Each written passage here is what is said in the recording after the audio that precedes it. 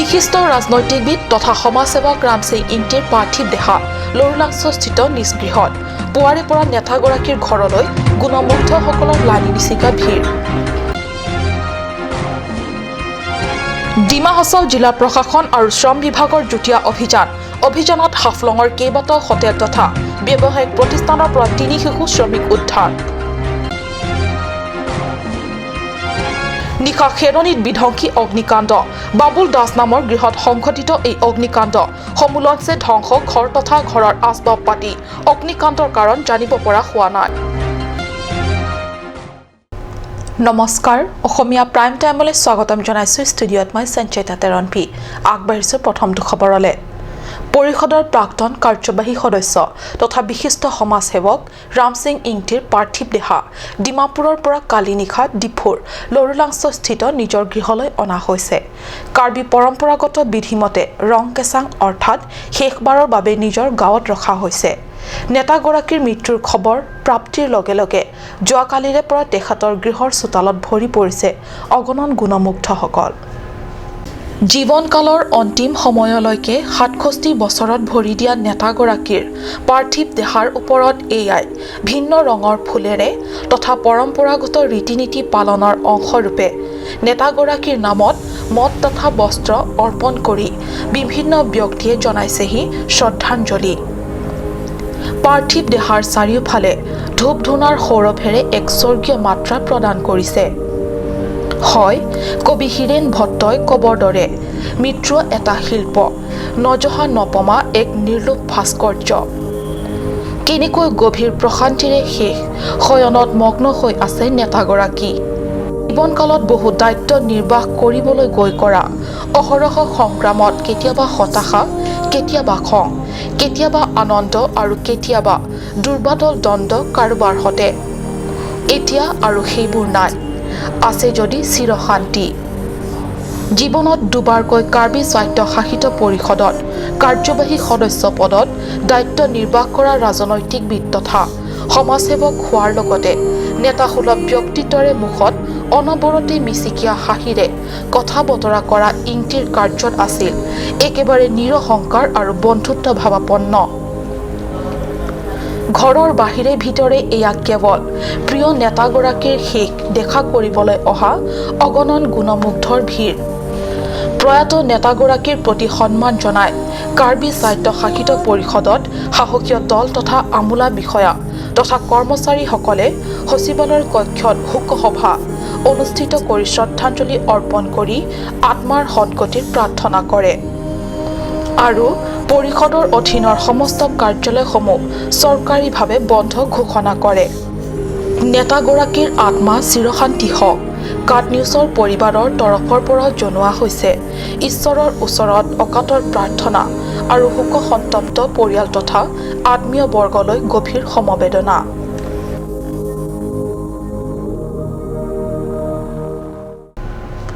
ডিমা হাছাওৰ হাফলং বজাৰ এলেকাৰ বিভিন্ন হোটেল তথা ব্যৱসায়িক প্ৰতিষ্ঠানৰ পৰা শিশু শ্ৰমিক উদ্ধাৰ।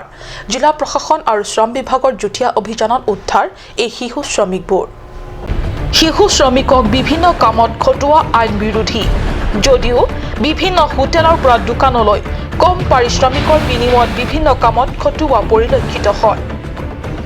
শিশু শ্ৰমিক হিচাপে ব্যৱহাৰৰ বিৰুদ্ধে চৰকাৰে যিমানেই কঠোৰ আইন প্ৰৱৰ্তন নকৰক, কৰবাত নহয় কৰবাত অবৈধভাৱে ব্যক্তিগত ঘৰৰ মালিকে বা হোটেল, গেৰেজ আদি ব্যৱসায় প্ৰতিষ্ঠানসমূহত শিশু শ্ৰমিক হিচাপে বিভিন্ন কামত খটুৱাই আহিছে। এনে আইন বিৰোধী কাৰ্য ৰোধ কৰাৰ প্ৰয়াসৰ অংশ হিচাপে ডিমা হাছাও জিলা আৰক্ষী প্ৰশাসন আৰু শ্ৰম বিভাগে ৪ জুলাইত যুটীয়া অভিযান চলাই কেইবাটাও ব্যৱসায় প্ৰতিষ্ঠানৰ পৰা ৩ শিশুক উদ্ধাৰ কৰে।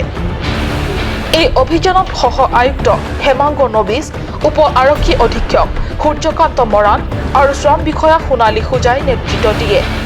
এই অভিযানত বেচৰকাৰী সংগঠনৰ বিভিন্ন বিষয়া তথা সদস্যসকলে সহযোগ কৰে। আনহাতে উদ্ধাৰ হোৱা উক্ত শিশু তিনিটিৰ পিতৃ মাতৃৰ হাতত গতাই দিবৰ বাবে পিতৃ মাতৃ তথা অভিভাৱকসকলৰ সৈতে যোগাযোগ কৰি থকা বুলি জানিব পৰা গৈছে। হাফলঙৰ পৰা সুৰজ বৰ্মনৰ ৰিপৰ্ট, কাট নিউজ। নিশা খেৰণিত বিধ্বংসী অগ্নিকাণ্ডৰ ফলত বাবুল দাস নামৰ আৱাসগৃহত জুইত সম্পূৰ্ণ জাহ যায় উদ্ধাৰ কৰিব পৰা নগল ঘৰৰ ভিতৰত থকা সকলো সামগ্ৰী তথা আচবাব পাতি অগ্নিকাণ্ডৰ ফলত ঘৰৰ চিলিণ্ডাৰৰ বিস্ফোৰণ জানিব পৰা হোৱা নাই অগ্নিকাণ্ড সংঘটিত হোৱাৰ কাৰণ পশ্চিম কাৰ্বি আংলঙৰ খেৰণিত যোৱা নিশা সংঘটিত হয় এই বিধ্বংসী অগ্নিকাণ্ড নিশা প্ৰায় 11:30 বজাত সংঘটিত এই অগ্নিকাণ্ডত বাবুল দাস নামৰ আৱাসগৃহ সম্পূৰ্ণ জ্বলি ছাই হৈ পৰে ঘৰৰ ভিতৰত শুই থকা পৰিয়ালটোৰ সদস্যসকল কোনো প্ৰকাৰে প্ৰাণ বচাই ওলাই আহিবলৈ সক্ষম হয় কিন্তু বাকী বস্তু বাহিনী তথা আচবাব পাতিসমূহ জুইত সম্পূৰ্ণ জাহ যায়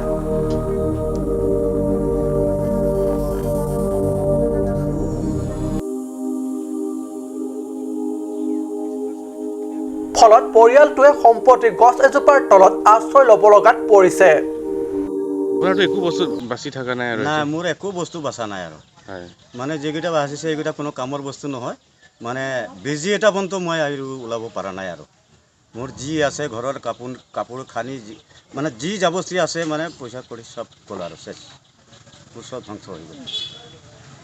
জুইটো কেনেকৈ হৈছে আপুনি এতিয়া আচৰিত আপোনাৰ মনত এটা মই জুইটো কেনেকৈ হৈছে যে মই আচৰিত হৈ গৈছোঁ মই ক'ব পৰা নাই মোৰ হুচ জ্ঞানো নাই মাইকী মানুহো ফিট হৈ গৈছে মই নিজেও ফিট হৈ গৈছোঁ শুই থকা অৱস্থাতে হৈছে এইটো ঘটনা আৰু ডকুমেণ্ট আমাৰ কাগজ পত্ৰ যি আছিলে এটা বস্তু বাচা নাই সব মানে ধ্বংস হৈ গ'ল মোৰ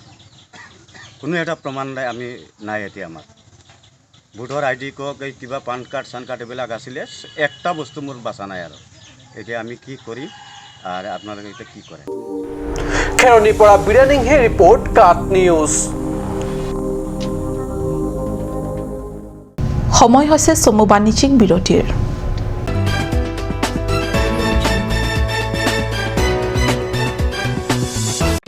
আজিকালি যিকোনো পাৰ্টি মানে কাঞ্চ জুচ বাইদি বেটো কমলাটো খাইছিলি না আনাৰসৰটো পাহাৰীয়া কমলা আৰু আনাৰসৰ পৰা তৈয়াৰ কৰা কাঞ্চ জুচ সম্পূৰ্ণ বিশুদ্ধ কাঞ্চ জুচ খাওক জীৱনৰ মজা লওক কাঞ্চ জুচ কাঞ্চ Assam hill small industries development corporation লিমিটেডৰ পৰা ঘৰত নিত্য প্ৰয়োজনীয় সামগ্ৰীসমূহ আপোনালোকৰ বাবে সাজু কৰা হৈছে নিত্য প্ৰয়োজনীয় বিবিধ ৰস ফলৰ ৰস বজাৰৰ দোকানে পাব বিশুদ্ধ খোৱা পানী আমৰ ৰস কমলাৰ ৰস সৰিয়হৰ তেল হালধিৰ গুড়ি আমলখিৰ আচাৰ চিত্ৰনলা গাজ টেঙা ইত্যাদি অধিক মাত্ৰাত দোকানত পাব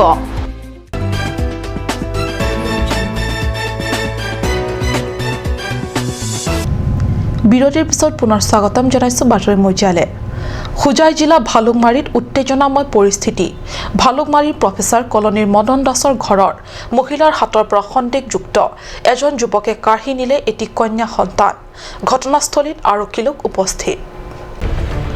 উক্ত ঘটনাৰ সন্দৰ্ভত জানিব পৰা মতে হাওৰাঘাটৰ পৰা কিছুদিন পূৰ্বে মদন দাসৰ জীয়ৰী উমা দাস নিজৰ পিতৃৰ ঘৰলৈ ফুৰিবলৈ আহিছিল প্ৰত্যেক দিনাৰ দৰে সিদিনা পিতৃৰ গৃহৰ বাৰণ্ডাত উমাই নিজৰ কন্যা সন্তানটিক বুকুতে লৈ উমলাই আছিল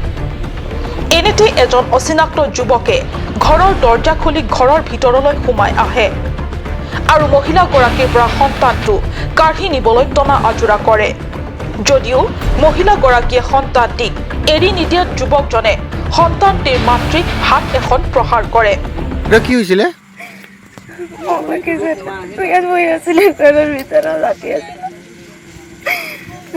এখান থেকে ভিতরে ঢুকছে কি একটা মানুষ ঢুকি আমার বাচ্চারা দেওয়ার লেগে কইছে আমি দিছি না 10 বছৰ পৰা হালা হুলস্থুলত পিছৰজনক ঘৰৰ পৰা অকণমান দূৰত আঁতৰি নি থৈ গৈছিল আমি চাৰিওফালে গৈ চাৰিওফালে ফলৰ মানুহ আহিছে আহি চব গৈ বিচাৰিছোঁ টৰ্চ মাৰি দেখিছোঁ জংঘল চংঘল দেখিছোঁ ক'তো পোৱা নাই কোনে নিছে বুলি ভাবে আপোনাৰ কোনে নিছে বুলি ভাবে ধৰা নেকি এনেকুৱাতো ক'ব নোৱাৰে কিন্তু হ'লেও ঘৰৰ পৰা অচিনাক্ত মানুহ এজনে ছোৱালীজনীক মাকৰ কোচৰ পৰা লৈ গুচি দিলেও চিন্তা কৰা বিষয় সন্তানৰ নাম কি সন্তানৰ নাম তনুশ্ৰী দাস কিমান বছৰ হ'ব 2.5 বছৰমান হ'ব 2 বছৰ পাৰ হৈছে তাৰ পিছত কন্যা সন্তানটিক লৈ পথাৰৰ ফালে ওলাই যায় ইপিনে মহিলাগৰাকীয়ে চিঞৰ বাখৰ কৰি যুৱকজনৰ পিছে পিছে দৌৰাত সন্তানটিক ঘৰৰ পৰা প্ৰায় 200 মিটাৰমান দূৰত পথাৰৰ মাজত পেলাই থৈ যুৱকজন পলায়ন কৰে আনহাতে মহিলাগৰাকীৰ ভাষ্য অনুসৰি দীঘল চুলীয়া যুৱকজন হাতত কিবা পিন্ধা আছে পিছত ঘটনাস্থলীত আৰক্ষী উপস্থিত হয় বৰ্তমান আৰক্ষীৰ অনুসন্ধান অব্যাহত আছে লংকাৰ পৰা বিশ্বজিৎ চক্ৰৱৰ্তী ৰিপৰ্ট কাট নিউজ পশ্চিম কাৰ্বি আংলঙৰ দুৱাৰ আমলা পৰিষদ সমষ্টিত বিভিন্ন উন্নয়নৰ আঁচনি গ্ৰহণ দুখীয়া হিতাধিকাৰীৰ নামত আবণ্টিত আৰু ইতিমধ্যে নিৰ্মাণ সম্পূৰ্ণ হৈ উঠা PMGYৰ কেইবাটাও গৃহৰ আনুষ্ঠানিক মুকলি অসমৰ প্ৰাক্তন উপ মুখ্যমন্ত্ৰী তথা পৰিষদৰ প্ৰাক্তন মুখ্য কাৰ্যবাহী সদস্য প্ৰয়াত ছত্ৰ সিং তেৰণৰ জন্মগাঁও বৰগাঁৱত ছত্ৰ সিং তেৰণ স্মৃতি মুকলি মঞ্চ উদ্বোধন কৰিলে পৰিষদৰ কাৰ্যবাহী সদস্য মাধুৰ্য ঢেকিয়াল ফুকনে সোমবাৰৰ দিনত ১ নং দুৱাৰ আমলা পৰিষদৰ সমষ্টিত ইতিমধ্যে নিৰ্মাণ সম্পূৰ্ণ হৈ উঠা PMGYৰ কেইবাটাও ঘৰ আৰু বৰগাঁৱত অসমৰ প্ৰাক্তন উপ মুখ্যমন্ত্ৰী তথা কাৰ্বি পৰিষদৰ প্ৰাক্তন মুখ্য কাৰ্যবাহী সদস্য প্ৰয়াত ছত্ৰ সিং তেৰণৰ স্মৃতি মুকলি মঞ্চ আদি কাৰ্বি পৰিষদৰ কাৰ্যবাহী সদস্য মাধুৰ্য ঢেকিয়াল ফুকনে সমষ্টিত জনপ্ৰতিনিধি প্ৰভাত চন্দ্ৰ তাৰৰ উপস্থিতিত আনুষ্ঠানিক উদ্বোধন কৰে আনহাতে বিগত 2017 চনত 20 নৱেম্বৰত ভক্সংস্থিত আধাৰশিলা স্থাপন কৰা মতে সোমবাৰৰ দিনত ভূমি সংৰক্ষণ কাৰ্যালয় বাউণ্ডাৰী নেট ফেন্সিং তথা ডালিমবাৰী উপস্বাস্থ্য কেন্দ্ৰত নেট ফেন্সিং ৱালো আনুষ্ঠানিক মুকলি কৰে ফুকনে উল্লেখ্য এই মুকলি অনুষ্ঠানত বিজেপি বহু দলীয় বিষয়ববীয়া তথা স্থানীয় লোকসকল উপস্থিত থাকে বৈঠালাংছৰ পৰা জাসন ইংহি ৰিপৰ্ট কাট নিউজ পশ্চিম কাৰ্বি আংলঙৰ হামৰেনত আধৰুৱা হৈ থকা ৰিক্ৰিয়েশ্যন পাৰ্ক নিৰ্মাণৰ নামত ব্যাপক ধন আত্মসাতৰ অভিযোগ আনিছে উচুকা অৰ্থাৎ united students union of Karbi আংলঙে হামৰেন বন সংমণ্ডলৰ অধীনত নিৰ্মাণ কৰিবলৈ লোৱা এই পাৰ্কখন আধৰুৱাকৈ এৰি পাৰ্ক নিৰ্মাণৰ নামত সমুদায় ধন বন কাৰ্যালয়ৰ বিষয়াত সদস্য মিলি ভকত আত্মসাত কৰি পেলাইছে বন বিভাগটোৰ বিৰুদ্ধে এইদৰে গুৰুত্ব আনিছে উচুকাই আনহাতে এইদৰে ব্যাপক ধন লুণ্ঠনত জড়িত বিভাগটোৰ একাংশ দুৰ্নীতিগ্ৰস্ত বিষয়া কৰ্মচাৰীৰ বিৰুদ্ধে প্ৰশাসনৰ তৰফৰ পৰা উপযুক্ত তদন্ত তথা শাস্তিমূলক ব্যৱস্থা গ্ৰহণৰ দাবী তুলি উক্ত ছাত্ৰ সংগঠনৰ নেতা বিভীষণ তেৰণ আৰু জিন্ত হাজৰিকাৰ নেতৃত্বত অসমৰ ৰাজ্যপালক উদ্দেশ্যে এখনি স্মাৰক পত্ৰ 4 জুলাইত হামৰেনস্থিত পশ্চিম কাৰ্বি আংলং জিলাৰ উপায়ুক্তৰ হাতত প্ৰদান কৰিছে আনহাতে এই ক্ষেত্ৰত দোষী প্ৰমাণিত হলে অকণো পলম নকৰাকৈ বিহিত ব্যৱস্থা গ্ৰহণৰ প্ৰতিশ্ৰুতি দিলে জিলা উপায়ুক্ত দেৱজ্যোতি হাজৰিকাই হামৰেনৰ পৰা সুন্দৰকৰ ৰিপৰ্ট কাট নিউজ আজিৰ অসমীয়া প্ৰাইম টাইম ইমানতে সামৰিছোঁ ধন্যবাদ